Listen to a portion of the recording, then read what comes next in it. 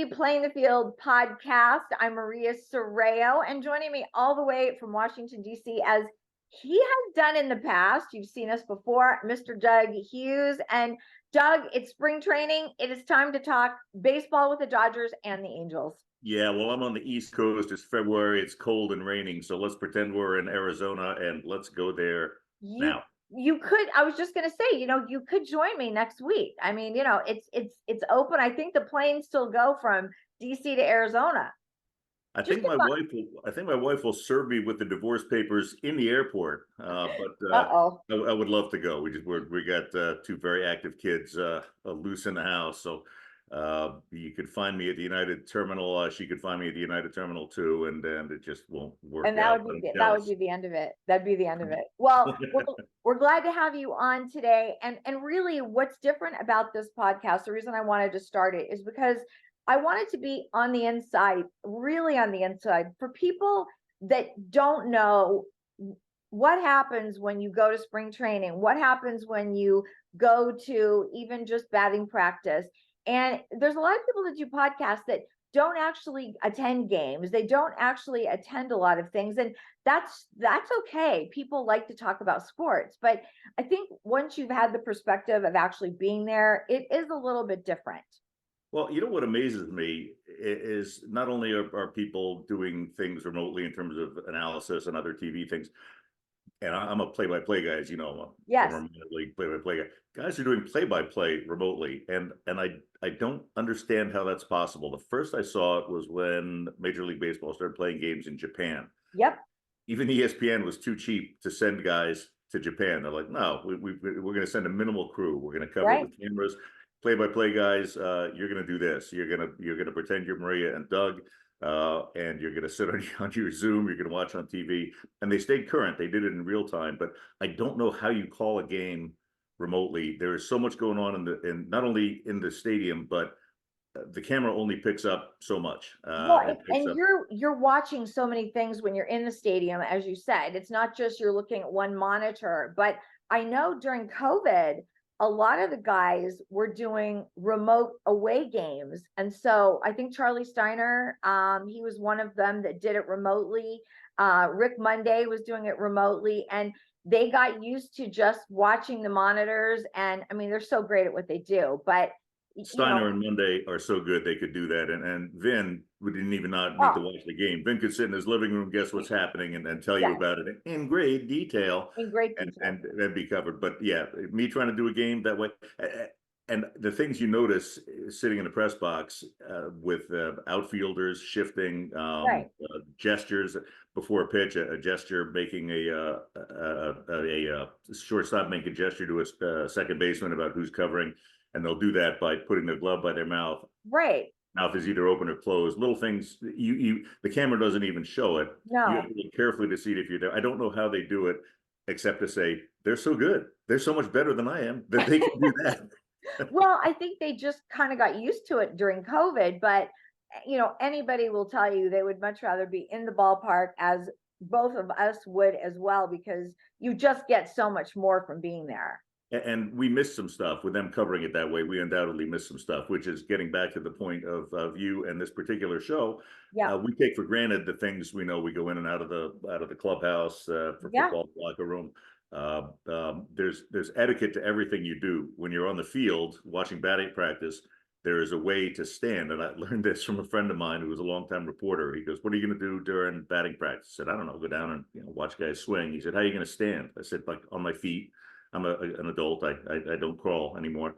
And he said, "No, how are you going to stand it?" He said, "There's a way to do this. You lean up against the batting cage like this." And he showed me, like, you have 1 foot, you put your leg up, you lean forward. And if you look around, it's comical. You look at guys when you're in a stadium, all the veteran reporters are leaning up against the cage the same way. And you think, okay, I got to do this. There's etiquette in the locker room, in the clubhouse. Right. Don't talk too much. Here's how you approach. And we learn this, and it enables us to keep going in and not have our credentials yanked. Yes. But yeah, I think I don't know where all you're going to go with everything, but let's have some fun. Let's see what we can do and take people inside the building. Okay, well, you know what? Let's start there. What is the first thing you remember about being spring training with the Dodgers, one of the first times we ever went, what's one of your first memories? And what was interesting that you thought, wow, I didn't really expect that? First off, I did not feel like I belonged, and I did expect that. I didn't know how I was going to feel being in the room. And let's tell people what the room looks like. It's a Yeah. and let's go to spring training. Let's try to focus on that. We're Yep. down in Glendale. It's a big open room. Mhm. The players have their lockers all around the outside. You've Right. seen interviews. When you see an interview, you can see that guy's locker in the background. If you notice, the camera is pretty much always set up so it shoots the guy's face and his name tag, so you know Correct. who they're doing. But that's all around the room. But it's a huge room. Yeah. You have the feeling watching the interview. It's a small room. It's a giant room. It's There's stuff. much bigger than the ones in the stadiums. I mean, it's probably at least double or triple the size of the one at Dodger Stadium, and same with the Angels. It's a big room. It's a newer. These spring training facilities are newer than Chavez Ravine. The Dodger Yeah. Stadium was built the year I was born, which was, I believe, 1907. I'm trying to remember. Wow. Oh my I, gosh. And you're both still standing, so that's pretty good. yeah, yes and no. But Dodgers got some crumbling cement. I've got some crumbling stuff. 1958, they designed that thing, and they've tinkered with it inside and out, but Yeah. not drastically. Things are different now. Anyway, getting back Yeah. to And Glendale Glendale. is much newer. You're right. I mean, what is it? Maybe it been 10 years, 12 years, something like that. So, Yeah, boy, you first dragged me in there yeah. 15 years ago. Wow. Was it 15 years ago? I know, we were so young. We were good What looking. happens? You Time still are. flies. What are you doing? Well, I gotta get on your routine. I did my hair. I did I just gray. carry lights around with me everywhere I go, so I have that same lighting. Can I borrow some Yeah, of those? absolutely. Anyway, a great big room, lockers around the outside, locker space where Mark McGuire keeps his powder up high. You can see that. Yeah. All kinds of stuff in the middle. And especially Dodgers, tell everybody what's in the middle. Ping pong table. Yes. Um, And that was, I believe, a gift from Clayton Kershaw, because he's a huge ping pong guy. And I thought it was so interesting in the beginning, because now with his charity, every year they've got not just a little tournament, Doug, but like every celebrity in Hollywood, everybody you can even imagine. It's a red carpet event at Dodger Stadium where they have probably maybe 20 or 30 ping pong tables all over the field, and for one night it just turns into this very highly competitive ping pong game. But what's cool about the one in the room at spring training is that all of the guys are very serious about it. That's what I jotted some stuff down last night when you finally prepared for the show a little bit last night, and about ping pong in particular. It is funny how seriously they take it, and you always hear this about athletes, always so competitive. You know, They Bob is are. competitive. They are, and Kershaw, he does not have a personal assistant the way you might imagine for a guy who No, makes slightly more money than God. right Uh, he, now, he but he does this. He had a whiteboard. He would set up the tournament with brackets, and exactly. he did it. It's his handwriting was left hand, and he'd maintain that, and then they'd play, and he'd keep up on that. And you're like, Kershaw's doing his own work here. You have to do everything yourself in spring training. There's no There's nobody to help.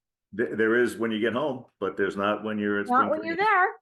Not when you're there. So he would set that up, play ping pong. He played the most. I remember when it was new. He played with Andy Van Slyke's kid, Oh Scott. wow. Yeah, Van Slyke, slick to me. He's of my era. It's actually Andy Van Slyke, 2 years I younger. forgot about him. Yeah. You're right. Don't you He's dare. a Dodger. He was a Dodger. I know him most as a Pirate. He also played for the Dodgers. Good call. Not many people, well, where you are, Gosh. people out here where I am, people to us, he's a Cardinal and a Pirate. Right. And we think of him as a defensive center fielder. He could fly, and he hit for average. He got drafted in the first round when he was in high school. He was a number 6 draft in the first round out of high Wow. school, and he's not a pitcher. This is extremely unusual. So the Van Slyke's, he had it in his blood, and he had the Yep. competition in his blood. He turned out not to be as good as his dad, although I thought he was always underrated. Van Slyke, I loved when he came into pinch hit. I loved his intensity. He played the outfield hard. I don't think he was used correctly. once again, the Dodgers have not called upon me and asked how to run the team during the season. Doug, they need you. You're going to have to manage to get out to Dodger Stadium this year. It seems so obvious. And if for, you know what, and if for no other reason to see Shohei Ohtani as a Dodger now. And what are your feelings about Ohtani being a Dodger? Because I got to tell you something, and I'll put up some video that we had during Fan Fest, and we're going to talk about Fan Fest, and we'll bring you interviews with the players, of course, but we're talking right now. So we're the most important people on the podcast. Okay, yeah. But seriously, Ohtani has talked more in the last month than he has in 6 years with the Angels. You've always commented on that to me, how inaccessible and quiet he is, and I won't say who all you've blamed for it, but he has been remote, and I've been intrigued to hear you say how accessible he suddenly is, and it makes me think that it's not him, it's not Ohtani who's been pulled himself out of it's other people around him, and now apparently he's off leash. And from what you tell me, I have not had the pleasure. He's a bunch of fun. Well, we're still not sure if we're going to have like one-on-one access with him. We don't know that yet. But even just with players, the Dodgers, listen, every team is different. We know that. But the Dodgers is such I don't want to say it's more of a family organization, but you know how those guys are in the locker room. Like, it's really all for one and one for all. And they all get close very quickly. I've always felt with the Angels, and Mike Trout, one of the greatest guys in the game, but it was always a little more separated in that locker room for some reason. But in the Dodger locker room, I felt like I've seen guys walk over to guys, give them a hug, hey, welcome. And I'm sure that goes on everywhere, but there's just this feeling in that Dodgers locker room. And I saw a great Instagram video the other day where one of the Hispanic players went up to Ohtani and he said, come here, say como está. And he's like shooting all of this on his phone, right? And so Ohtani's like, what? And he goes, say como está. And so he gets him to say that, and then he goes over to Yamamoto and he's like, Yamamoto, come here, say como está. So it's like, they're just having so much fun with these guys now, which I love, because we've always talked to the Japanese players. They're so much fun. And I think that was one of the hardest things about not being able to have access to Ohtani was, I'm sure he's a ton of fun. Let's talk to him. Let's ask him questions that we would ask anybody else. But we just didn't have that opportunity when he was an Angel. So I hope we do as a Dodger. I really do. He looks like fun in the New Balance commercials. That was when we first started seeing him. They're a playful version of Ohtani. And you see him playful on the field where he's at home doing baseball, but outside that, you've never seen him be fun. I haven't. And the New Balance commercials, I'm thinking, oh, this guy's goofing around. He's kicking the camera. He's laughing. He's showing off body parts. And I thought, who is this? And it looks like we are now about to find out. Let me back up. I got pulling on something else on what it's like in going into the clubhouse for the first time. Yeah. What reminded me is you're talking about how close the guys are. The feeling I had once I started to feel like I was not an intruder. I did have my credential on, but once I settled in and people got used to seeing my face, which takes a few days. Who's this guy? Who's the new guy? Making noise. Hey, everybody. Jerry Robinson always makes fun of my voice. No, he actually wants your voice. So let's just be honest about that. Okay. Well, I want to be able to hit like Jerry. So we have something. But my first sensation was I am back in high school and I am in Paul Wilkinson's basement.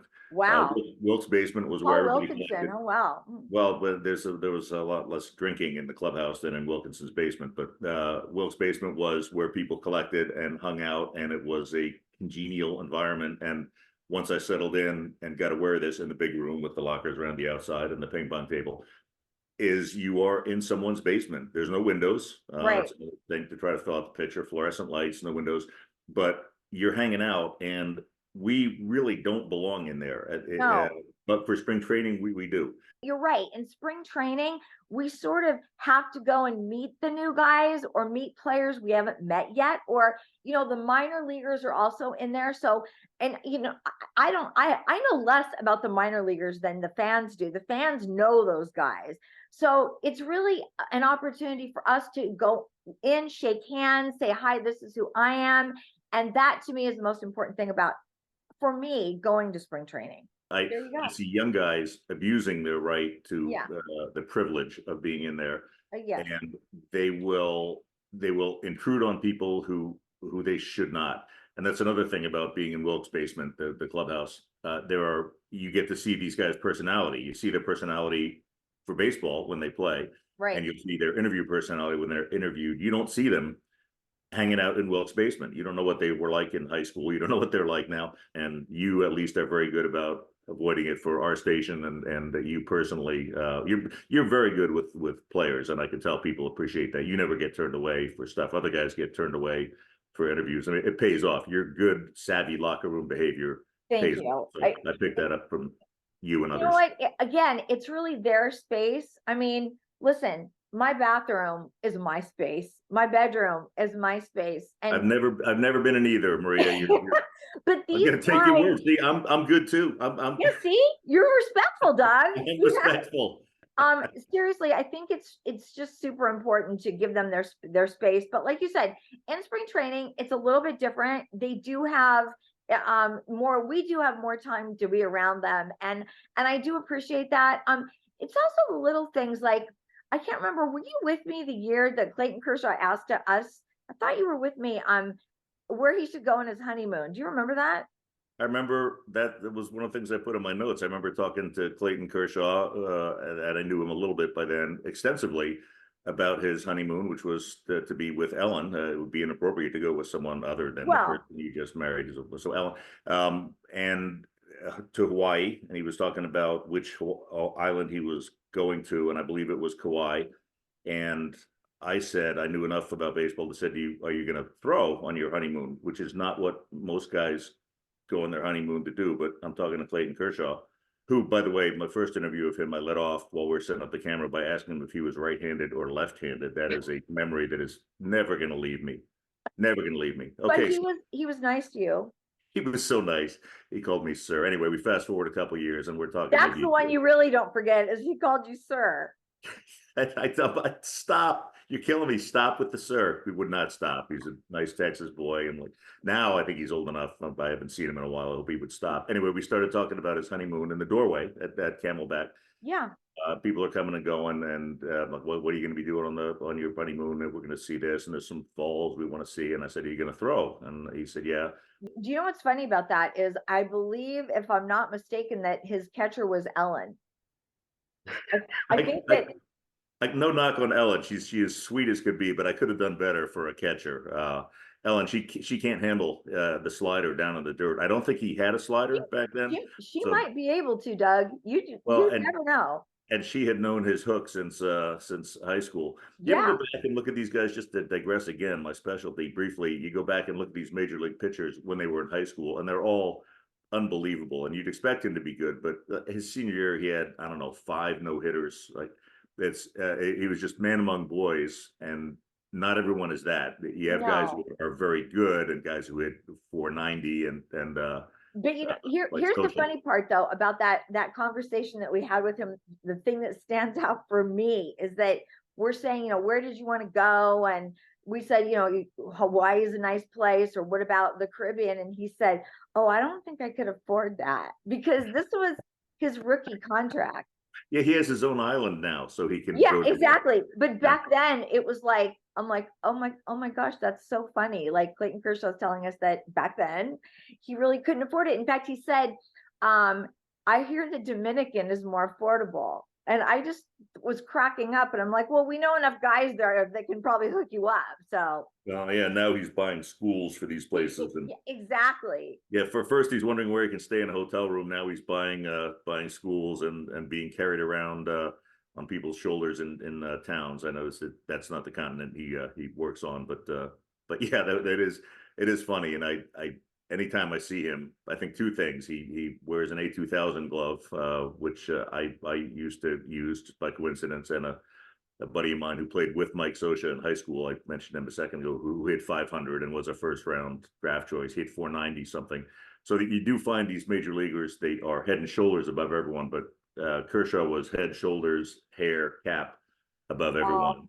And I did learn during my interview that he was left-handed, Maria. I know that's something a lot of people don't know, and some See? more inside This information is from so me. inside information. I know. I feel that, he might be embarrassed if I were to release something that personal into the public sphere. This is My true God. too. My God, that was a low moment. Are you surprised he came back this year?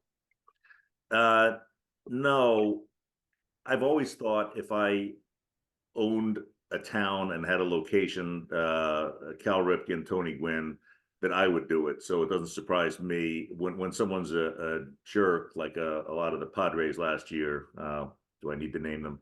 No, Everyone knows we know who they all are. guys who would say, boy, there's a lot of money out there. I can't wait to see where I'm playing next at spring training for the Padres season. They're about to start. Juan Soto, Juan Soto. I'm sorry, so stuck in my throat. I think it's a horrible team move, and these guys are just moving around for money. No, Kershaw, he lives in a place where Sandy Koufax comes up to him and talks, and that's good enough for me. If I could move somewhere and hang out with Sandy Koufax, I would apologize to these lovely people I've lived with the last 15 years upstairs and go there. So no, it doesn't surprise me. He's got a nice setup. When he says I'd like to take 2 weeks off because my shoulder tweaked a little while I was warming up, please make it 3. We need you for the playoffs. So no, it doesn't surprise me. It probably did surprise. I don't know. How'd you take it? Well, it was interesting because, he had the surgery in the off season and we thought, well, he could have retired, but everybody said the same thing that, the way after what happened last year in the playoffs, which everybody would like to, quite frankly, forget about, but he did not want to go out that way. And this year with Ohtani and Yamamoto and the gang's all there, I think that there was no way he wasn't coming back. And Andrew Friedman made it very, very clear that it was up to Clayton. They would love to have him back. And, we thought last year, this has got to be the last year for him. I think this is like year 17. So it's a lot more than I thought. I was like, wow, I've been around a way long time now. I'm like, oh, okay. Because I remember when he first came in, but I think that it's so important to him to be a part of it all. And I tell people all the time, I believe that Clayton Kershaw will be at every single game, even when he's not playing, until the day that he can come back, which I think they're saying like midsummer, but he's already in spring training. He will be with all those guys all the time. And he's a gamer and he's a Dodger. Everybody thought he was going to go to the Texas Rangers for his last year. And I'm like, why would he do that? Just a couple of weeks ago, we had Fan Fest with the Dodgers. And of course, Ohtani was there. It's rock star status. We're going to talk about that too coming up.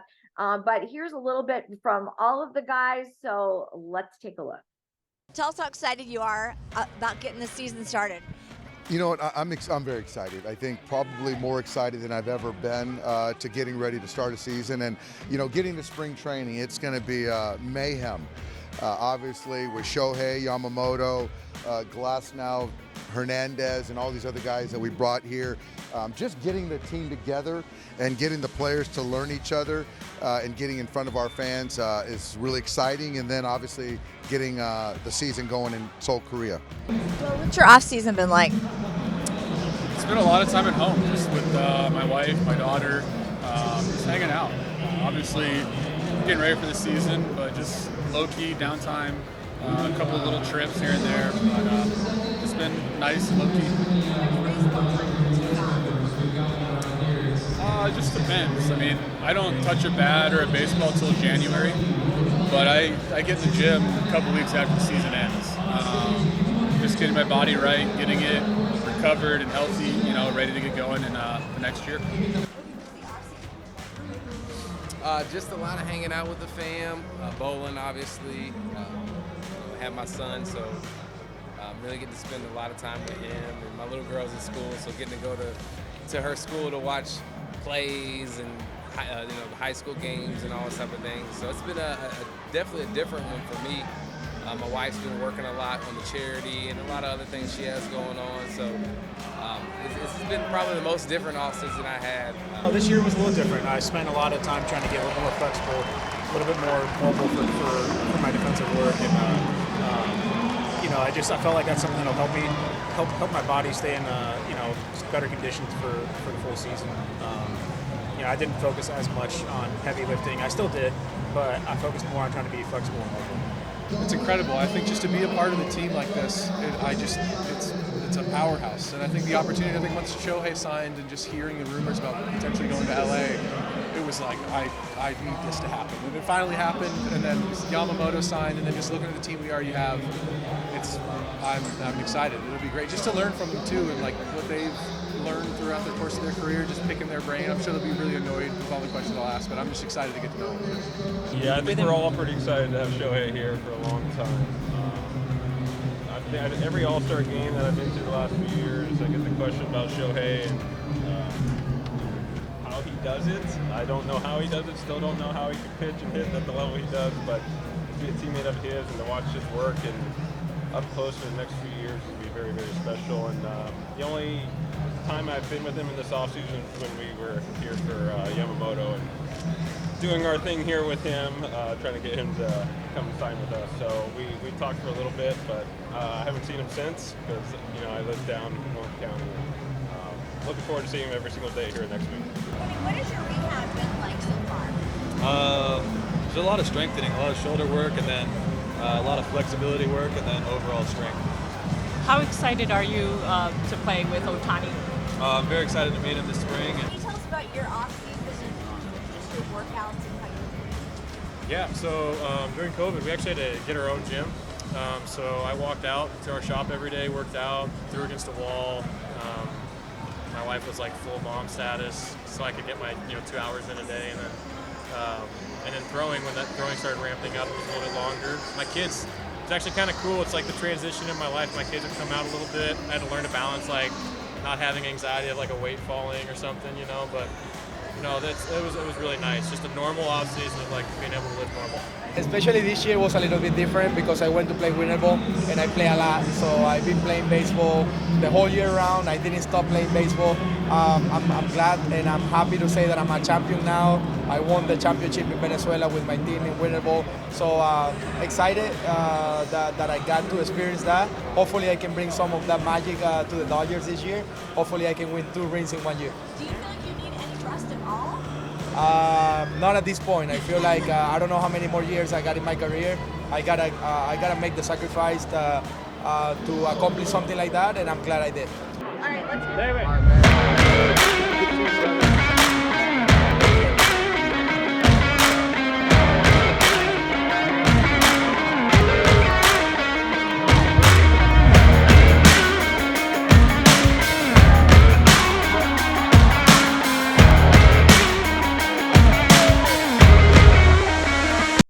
So Doug, as you can see with FanFest, Ohtani is a rock star. And what do you think it is about him that has turned him into the new Beatles? What is going on? Some guys have that. When I was younger, Maria, I didn't have Do it you either. have that? No, I did not. Some guys just have that.